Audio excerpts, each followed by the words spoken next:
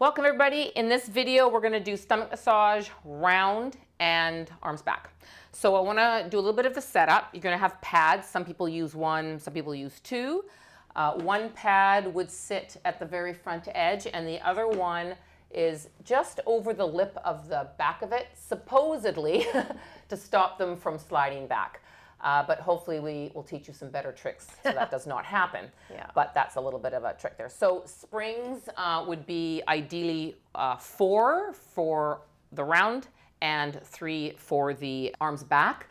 But you know, you do you. You want to make sure you're not being bullied by it. Obviously smaller people, and depending on the heaviness of your spring, all manufacturers make different equipment. We're going to do the round back from Matilda, and I just want to show you on this reformer, I'm lucky enough that this has different angles. So if we have someone that just maybe has too much girth, they are just too tight in their low back that they just can't get their legs up, there is an option for the bar to go lower.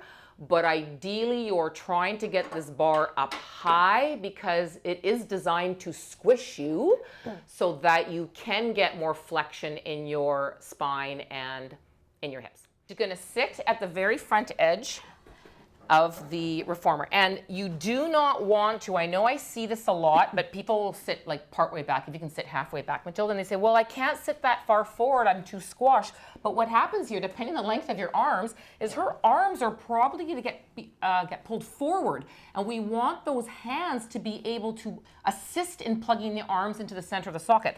So you want to sit them as far forward as you can. You are going to grab the very, very bottom of the reformer, if you possibly with all your fingers.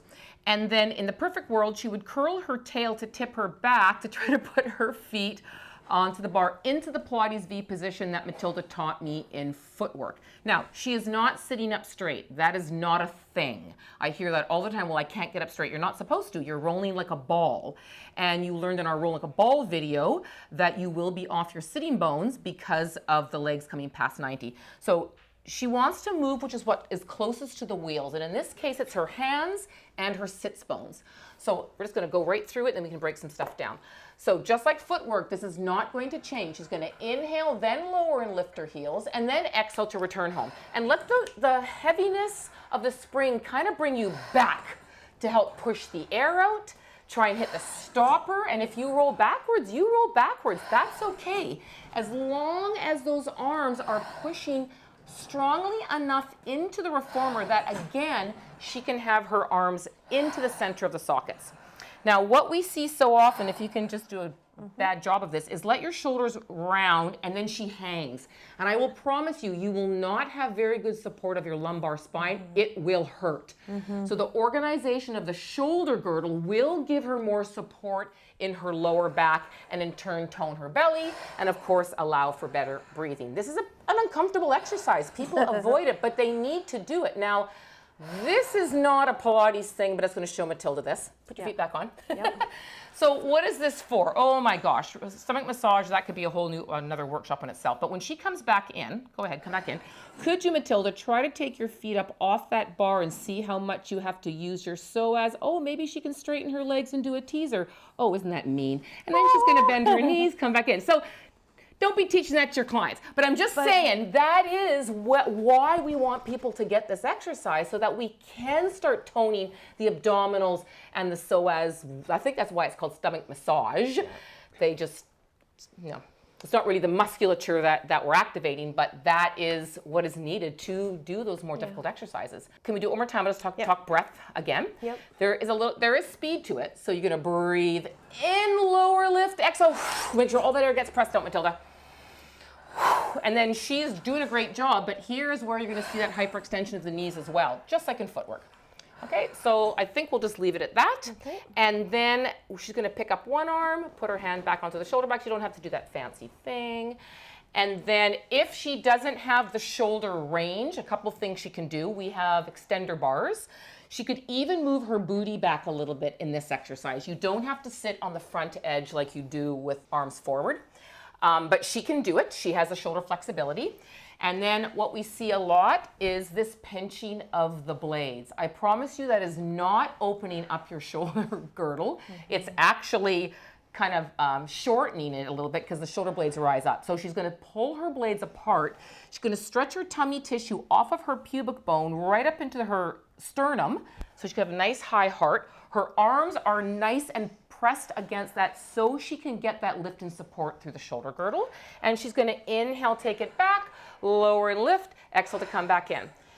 Now she's doing a fantastic job, again, of moving the bum or that booty and not pushing off her knees, because again, we'll see the carriage stop moving, the knee slam. And she has to continue to open up the front of the hips, not hugely. Yeah, there you go. And then she would do 8, she'd come back in, and then that would be that. Do you want to add anything to it? This is one that people need to practice a lot. Yeah, because a lot of people don't like it. I was going to say hands can come down onto the reformer as well, yeah. especially if they're just too tight and don't Yeah. have the availability. Put the hands back, go into fists, or do your flat hands like you did. I'd like to just show Veronica a couple modifications that I've used in my studio for, maybe smaller clients or people who have tighter ankles or shoulders and whatnot, shall we? Yes.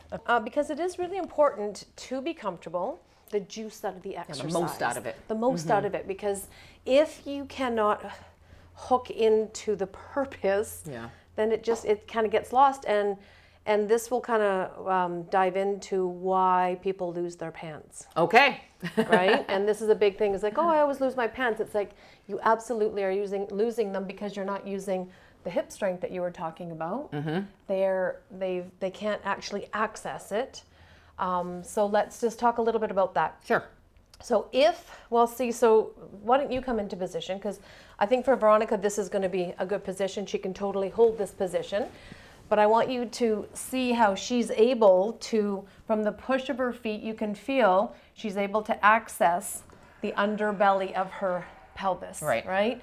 Now, if Veronica's legs were a little bit longer, or if she was a little bit smaller, that's what happens, right? So that's if the bar is too high, like this one. Let's do that. Let's pretend it's And this, for some people, is what the lower version would be. Right. So if the bar is too high, her legs are actually starting to tip up and over her pelvis rather than being in front of them.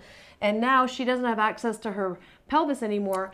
When she pushes, she's going to be pushing into her lumbar spine. Right. So if your lumbar spine is moving backwards, guess which way your pants are going to go?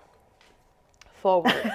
And that's why we lose our pants. You've not set yourself up properly on the reformer bed, or you're not pushing from the right place. So a cue that I use, let's bring this back down. Yeah.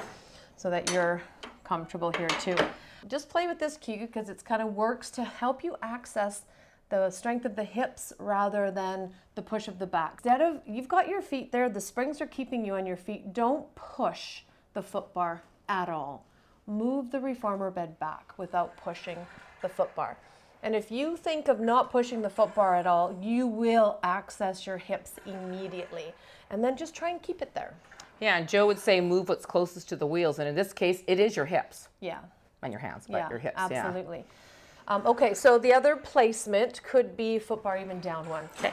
Right, so with the foot bar down one more, then now you don't have to deal with tight hips, tight back, tight ankles, whatever it is, whatever you're most comfortable in. At the end of the day, we want to move the reformer bed with what's closest to the wheels. We want to strengthen the hips. So whatever you need to do with your limbs in order to access the pelvis and spine, do so. Because there is what we want to strengthen first, and then we'll start to kind of, as we become more flexible and stronger, then we can bring everything into closer to a rolling like a ball, which is ultimately what we're trying to get to, right? Yep. Another important piece, and Veronica had my hands down on the reformer bed, which was great. Now, I want to just explain one thing here that I've seen a lot is, again, if you have a longer arms or you're smaller and have a smaller torso, what happens is if you take your hands back onto the shoulder blocks, and if your arms actually do not allow, so what happens is people fall too far forward, and the relationship of the shoulder block to the arm to the spine does not allow for there to be any kind of extension whatsoever. So we're going to soften. There we go. Right? So Veronica can do it, but if you're smaller, your arms are actually higher than your collarbone, let's say, and then it just tips you forward. So your arms are actually trying to pull you into a flexion when you should be in an extension. So you really have no business holding onto the shoulder blocks personally. So if you take them down, then all of a sudden, guess what? The arms become more of like a kickstand, and your rib cage is kind of resting on your kickstand. Your kickstand cannot be higher than you because then it's going to tip you over. Right. Okay, so really play with that. It's really an important piece.